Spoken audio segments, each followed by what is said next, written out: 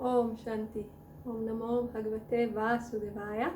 Welcome to another Yoga Small Talk, and we continue with 7 minutes Bhagavad Gita a day. And we've been talking about Karma Yoga, which is a topic that Lord Krishna starts from verse 40 of chapter 2 onwards.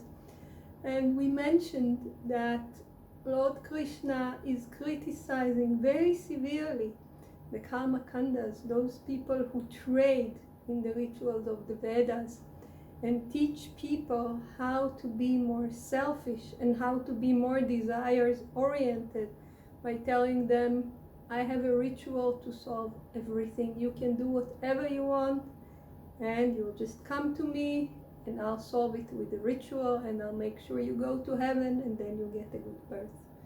And Lord Krishna says, with this as the focus, we lose track of morality, we lose track of God, because what is the need for doing any religious practices if all our material wishes can be fulfilled? And Lord Krishna is saying this is a very, very big mistake to do, because on the individual level, the individual that will follow this way will never be happy. There will always be a restless mind coming up with more and more and more and more desires that will keep it restless.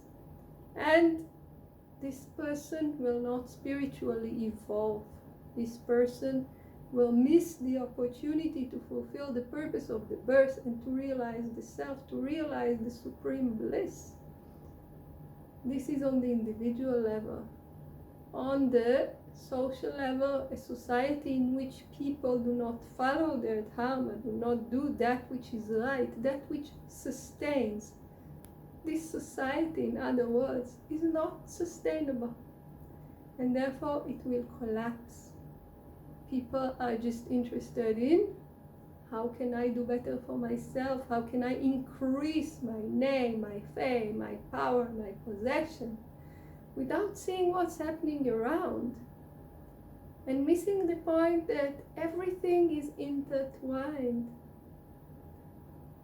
If something in society is not working, the whole of society is not working. And even though we might not see it right now, it's just a society that's not sustained and is therefore not sustainable.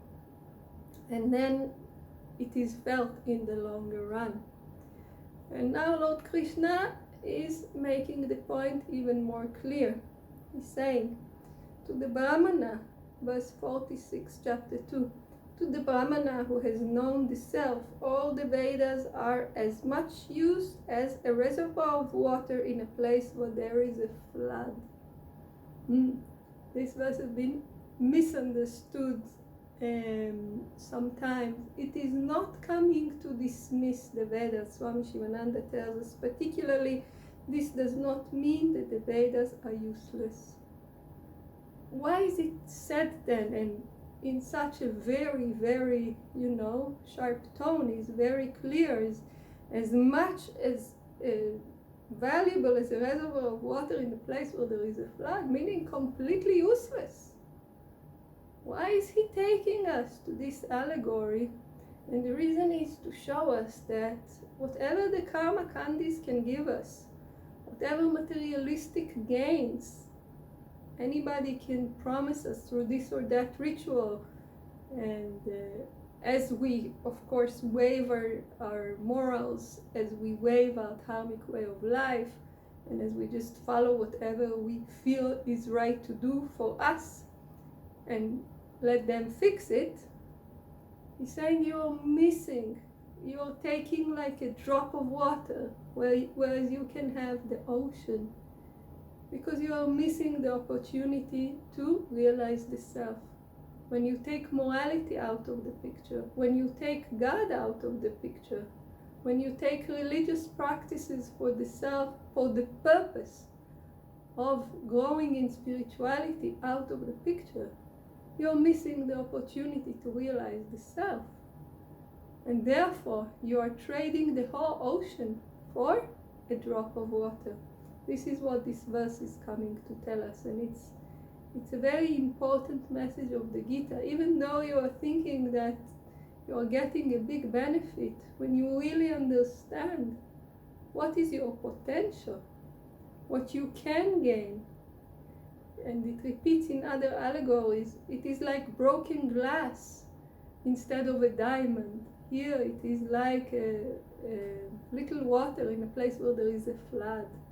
It is nothing.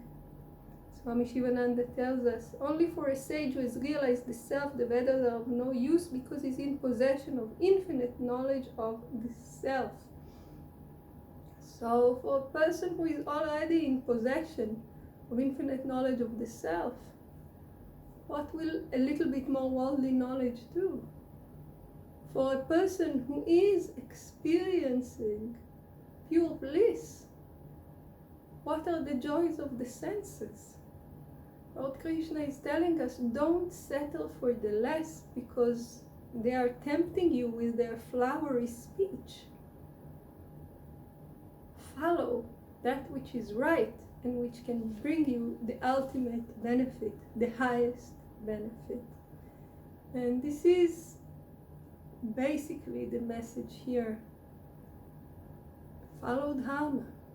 It's the best thing for you, even if it doesn't look like it on the short run. Even if you look at your immediate satisfaction of desires, it's easier to follow materialistic ways, and here the karma kandas, the ritualistic way. Don't go there. Don't eat bad because there is a medicine to fix it. Eat good. You will not need the medicine. Take care of yourself, of your spiritual life, of your moral life, of your righteous life. Take care of society in general by maintaining the Dharma. And you'll realize a benefit which is much, much, much higher than the karma kanda could ever give you. And you do this through following karma yoga.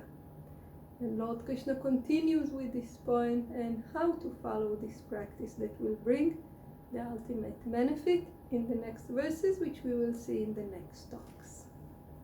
Om Shanti.